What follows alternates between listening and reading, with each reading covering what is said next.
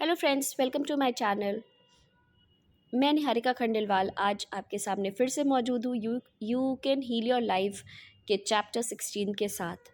इस चैप्टर में लुइस एल्हे ने अपने पूरे जीवन के बारे में बहुत ही विस्तार से बताया है।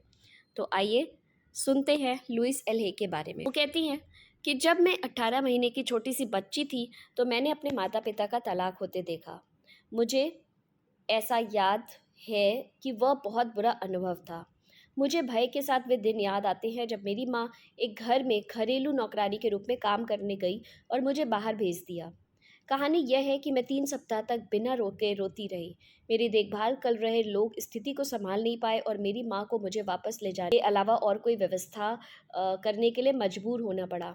उन्होंने एक अकेले अभिभावक के रूप में यह सब कैसे संभाला, उस चीज़ की आज मैं सराहना करती हूँ। लेकिन उस समय में मैं बस ये जानती थी कि मुझे वह सारा प्यार नहीं मिल रहा जो कभी मुझे मिलता था।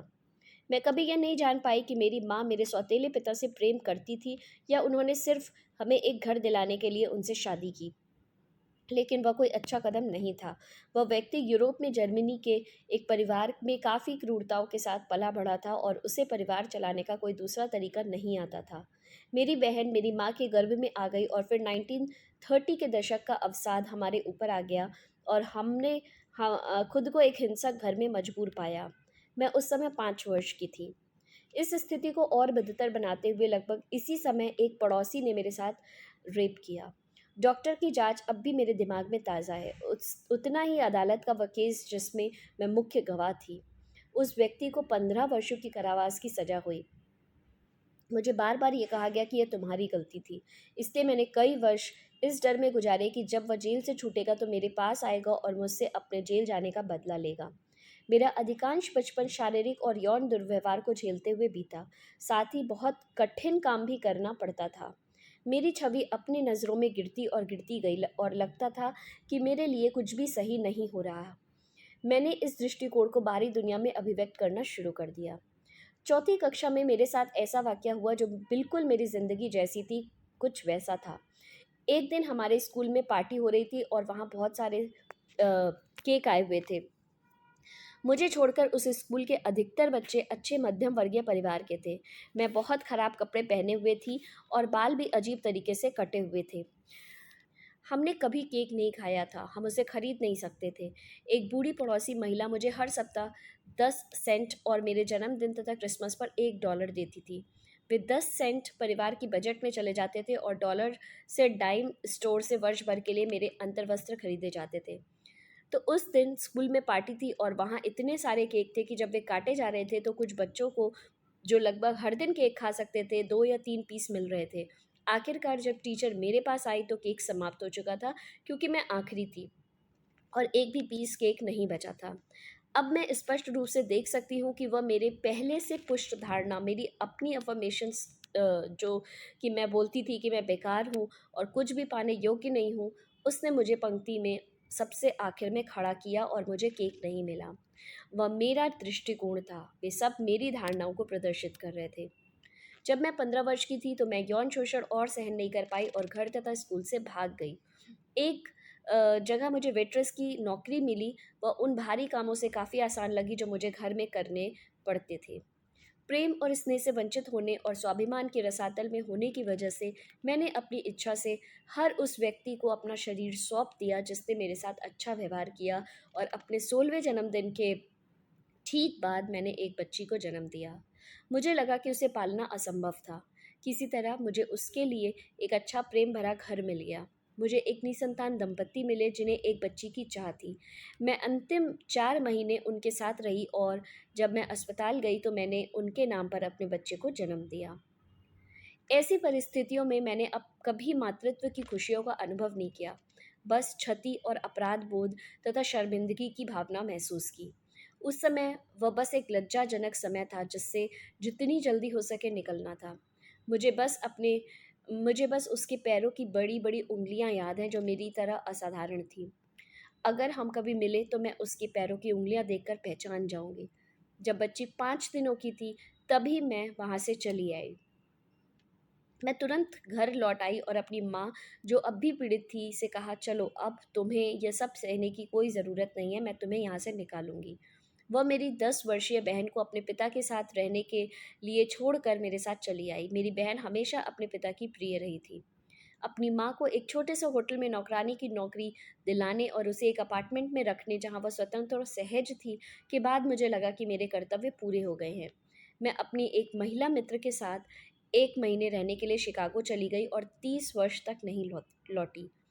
उन शुरुआती दिनों में मैंने एक बच्चे के रूप में जो हिंसा सही और उसके साथ मैंने महत्वहीन होने की जो भावना विकसित की, उसने मेरे जीवन में ऐसे पुरुषों को आकर्षित किया जिन्होंने मेरे साथ दुर्व्यवहार किया और अक्सर मुझे मारा पीटा। मैं अपने शेष जीवन पुरुषों को नीचा देखते हुए बिता सकती थी और मुझे शायद वही अनुभव होते, लेकिन धीरे धीरे सकारात्मक अनुभवों से मेरा आत्मविश्वास बढ़ा और उस प्रकार के लोग मेरे जीवन से जाने लगे।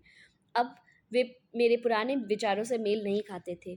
जब मैं अवचेतन मन में यह मानती थी कि मैं दुर्व्यवहार के योग्य हूँ, मैं उसके व्यवहार को सही नहीं ठहरा रही, लेकिन यह मेरे सोचने का तरीका वैसा नहीं होता, तो अ, वे मेरे प्रति आकृष्ट नहीं होते। अब महिलाओं से दुर्व्यवहार करने वाले किसी व्यक्ति को मेरे अस्तित्व के बारे में पता भी नहीं है। हमारे दृष्टिकोण अब मेल नहीं खाते। कुछ वर्षों तक शिकागो में छोटा-मोटा काम करने के बाद मैं न्यूयॉर्क चली गई और सौभाग्यवश एक बड़ी फैशन मॉडल बन गई। फिर भी बड़े डिज़ाइनरों के लिए मॉडलिंग करने से भी मेरा आत्मविश्वास अधिक नहीं बढ़ा। उसने मुझे अपने अंदर दोष ढूँढने के और तरीके दे दिए। मैंने अपने सौंदर्य को पहचानने से इनकार कर दिया। मैं कई वर्षों तक फैशन उद्योग में रही। मैंने एक अच्छे शिक्षित अंग्रेज सज्जन से विवाह किया। हमने दुनिया की सैर की, बड़े लोगों से मिले और व्हाइट हाउस में डिनर तक किया। हालांकि मैं एक मॉडल थी और मेरे पास एक बढ़िया पति था, मेरा आत्मविश्वास तब भी कम रहा, जब तक कि कई वर्षों बाद मैंने आध्यात्मिक काम नहीं शुरू किया। 14 वर्षों की शादी के बाद एक दिन मेरे पति ने किसी और से विवाह करने की इच्छा जताई। एकदम उसी समय जब मैं यह यकीन करना शुरू ही कर रही थी कि अच्छी चीज़ें स्थायी हो सकती हैं, मैं टूट गई। लेकिन समय बीतता है और मैं ज़िंदगी जीती रही। मैं अपने जीवन को बदलता देख सकती थी और बसंत में एक दिन एक अंक ज्योतिष ने मुझे बताया कि पतझड़ में एक छोटी सी घटना मेरे जीवन बदल देगी। वह इतनी छोटी घटना थी कि मैं कई महीनों बाद उस पर ध्यान दे पाई। संयोगवश मैं न्यूयॉर्क सिटी में रिलीजन साइंस की चर्च की एक बैठक में गई थी। हालांकि उनका संदेश मेरे लिए नया था। मेरे अंदर किसी चीज़ ने कहा, ध्यान से सुनो। मैंने वैसा ही किया।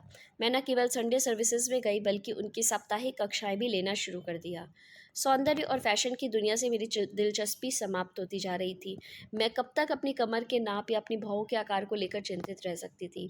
हाई स्कूल ड्रॉप आउट जिसने कभी कुछ नहीं पढ़ा से अब मैं एक मेहनती छात्रा बन गई थी, जो तत्व विज्ञान, मेटाफिजिक्स और उपचार से जुड़ी हर बात को उत्सुकता से ग्रहण करती थी।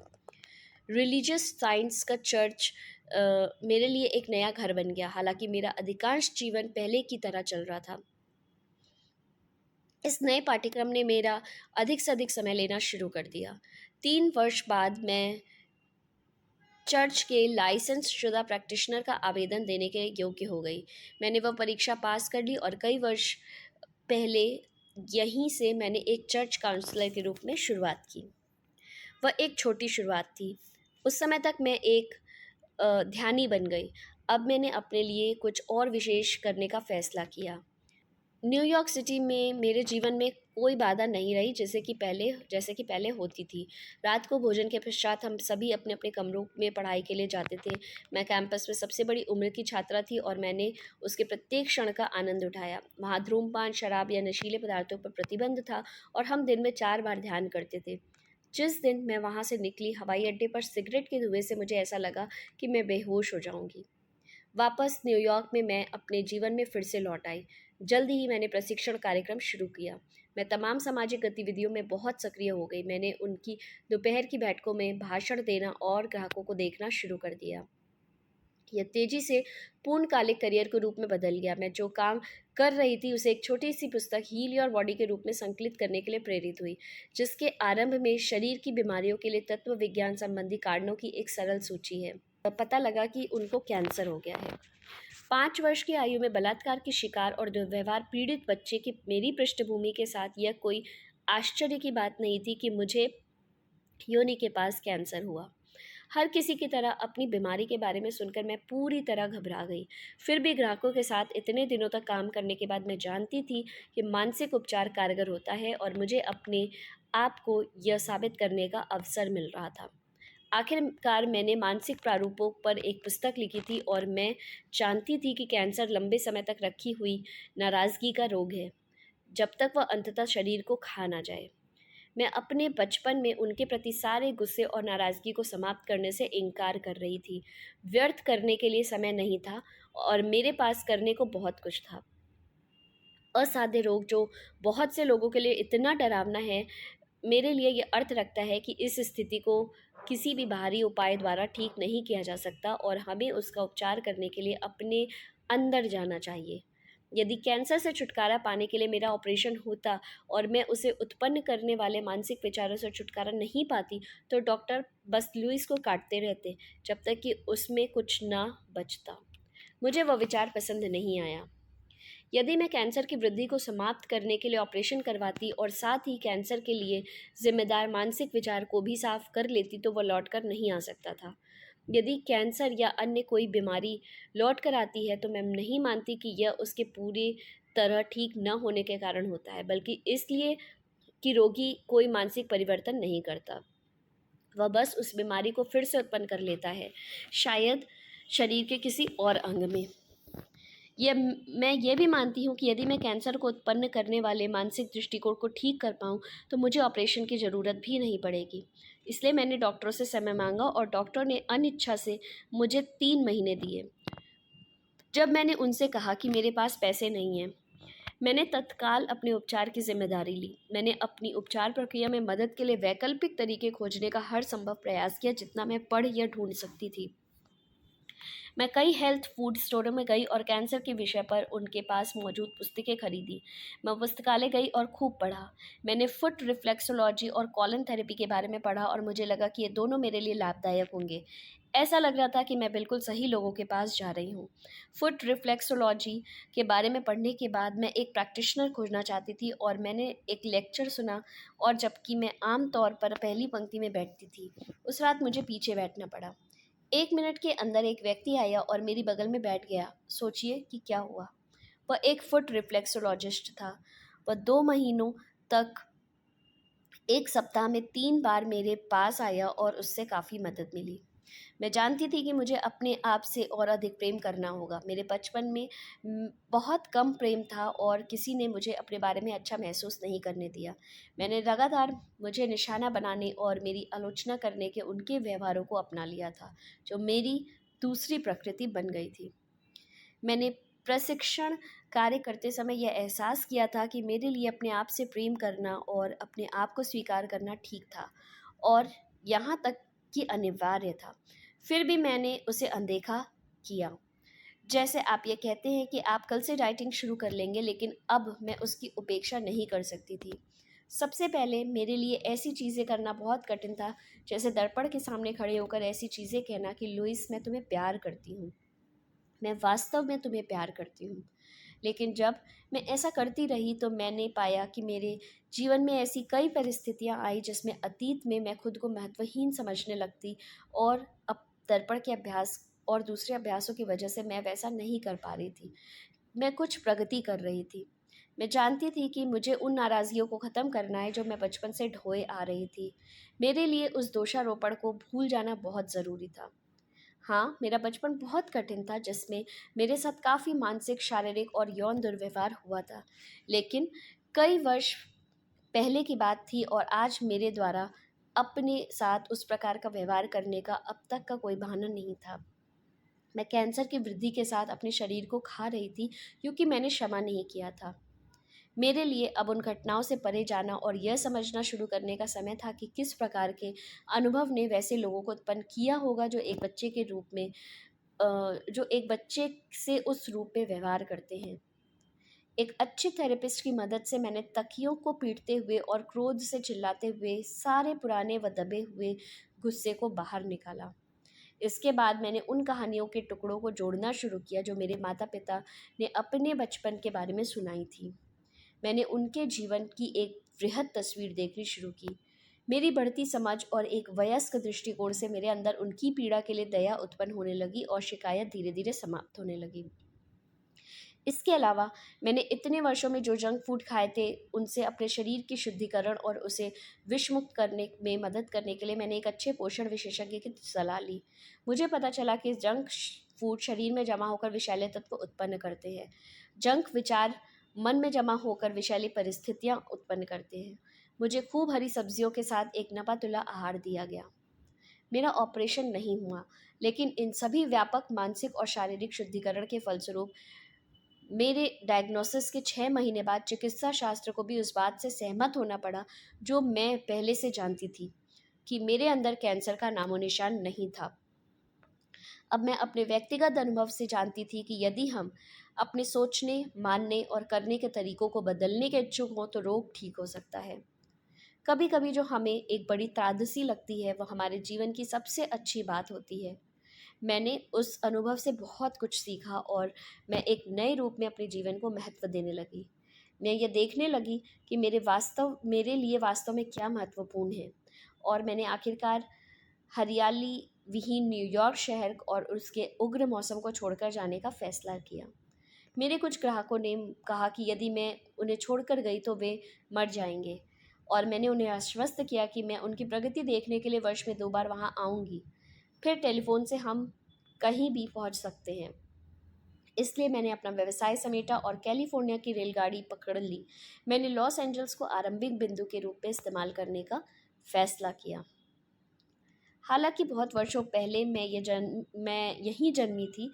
मैं अपनी माँ और बहन के अलावा वहाँ किसी को नहीं जानती थी। वे दोनों अब शहर के बाहरी हिस्से में लगभग 1 घंटे की दूरी पर रहती थीं। हम कभी एक करीबी परिवार या खुले परिवार के रूप में नहीं रहे थे, लेकिन फिर भी मुझे ये जानकर दुख भरा आश्चर्य हुआ कि कई वर्षों से मेरी माँ की आंखों की रोशनी चली गई थी और किसी ने मुझे बताना ज़रूरी नहीं समझा था। मेरी बहन इतनी व्यस्त थी कि मुझसे मिल नहीं पाई, इसलिए मैंने उसे व्यस्त छोड़ दिया और अपना नया जीवन शुरू करने में जुट गई। मेरी छोटी सी पुस्तक हील योर बॉडी ने मेरे लिए बहुत से दरवाजे खोल दिए थे, और मैं हर आधुनिक प्रकार की बैठक में जाने लगी। मैं अपना परिचय देती और जब उपयुक्त होता तो उस पुस्तक की एक प्रति पकड़ा देती।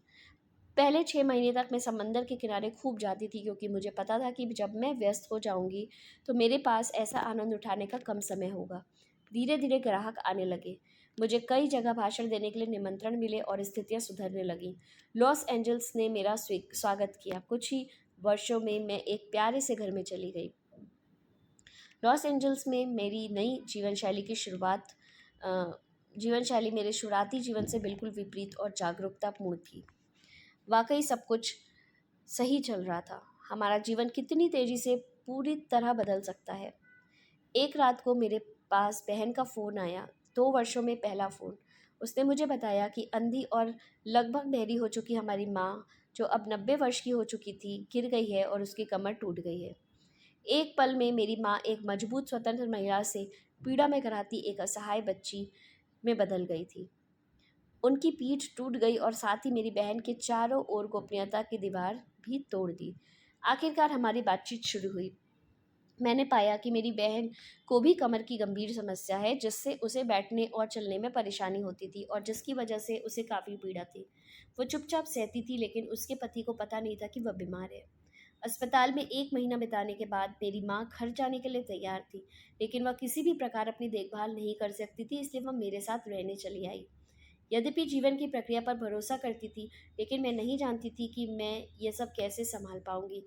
इसलिए मैंने ईश्वर से कहा, ठीक है, मैं उनकी देखभाल करूंगी, लेकिन आपको मेरी मदद करनी होगी और आपको मुझे धन देना होगा। वह हम दोनों के लिए एक समझौता था। वह एक शनिवार को आई और अगले शुक्रवार को मुझे 4 दिनों के लिए सैन फ्रांसिस्को जाना था। मैं उन्हें अकेला नहीं छोड़ सकती थी और मेरा जाना ज़रूरी था। मैंने कहा, ईश्वर आप इसे संभालो, मुझे जाने से पहले हमारी मदद के लिए सही व्यक्ति चाहिए। अगले गुरुवार को वह सही व्यक्ति प्रकट हुआ और मेरी माँ और मेरे लिए मेरे घर को व्यवस्थित करने आ गया। वह मेरी एक मूल धारणा की एक और पुष्टि थी। मैं जो भी जानना चाहती हूँ वह मेरे सामने आ जाता है, और मुझे जो भी ज़रूरत होती है वह दिव्य रूप से सही व्यवस्था में मेरे पास आ जाता है। मुझे एहसास हुआ कि वह एक बार फिर मेरे लिए सबक सीखने का समय था। यहाँ पर बचपन की बहुत सारी गंदगी साफ करने का एक अवसर था। जब मैं बच्ची थी तो मेरी माँ मुझे सुरक्षा प्रदान करने में सफल नहीं हो पाई थी, लेकिन अब मैं उनकी देखभाल कर सकती हूँ और करूँगी। मेरी माँ और मेरी बहन के बीच एक पूरा नया दौर शुरू हो गया था। मेरी बहन ने मुझसे जो मदद मांगी उसे देना एक और चुनौती थी। मैंने जाना कि जब बहुत वर्षों पहले मैंने अपनी माँ को बचाया था, तो मेरे सौतेले पिता ने अपना गुस्सा और दर्द मेरी बहन के खिलाफ निकाला। फिर उसने पिता की क्रूरता सही। मैंने पाया कि जो परेशानी शारीरिक समस्या के रूप में शुरू हुई थी, वह बाद में भय और तनाव से बहुत बढ़ गई। साथ में यह धारणा भी थी कि कोई उसकी मदद नहीं कर सकता। तो यहाँ पर लुइस थी जो नहीं बनना चाहती थी, और फिर भी अपनी बहन को उसके जीवन के इस मोड़ पर स्वास्थ्य चुनने का एक अवसर देना चाहती थी।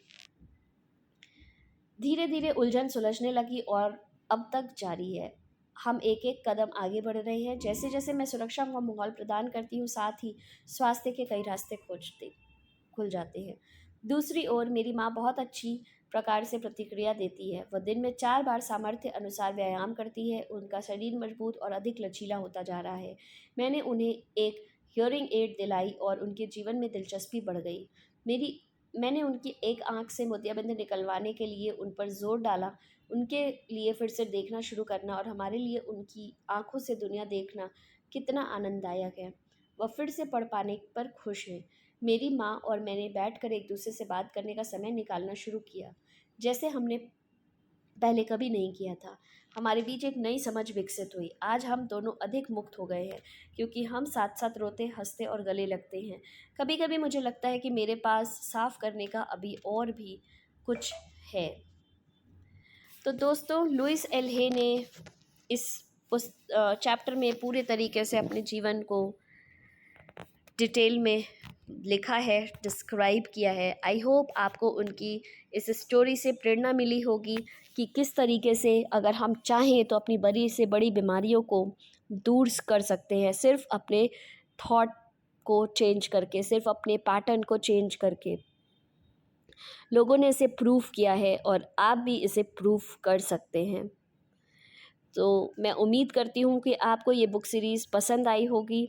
अगर आपको ये बुक सीरीज़ पसंद आई तो प्लीज़ मुझे अपने चैट बॉक्स में कमेंट करके ज़रूर से बताइए। साथ ही इस वीडियो को लाइक और शेयर भी करिए, और साथ ही उन लोगों के साथ इस वीडियो को शेयर कीजिए, उनकी लाइफ में वैल्यू को ऐड करिए जिसको इस वीडियो की ज़रूरत है।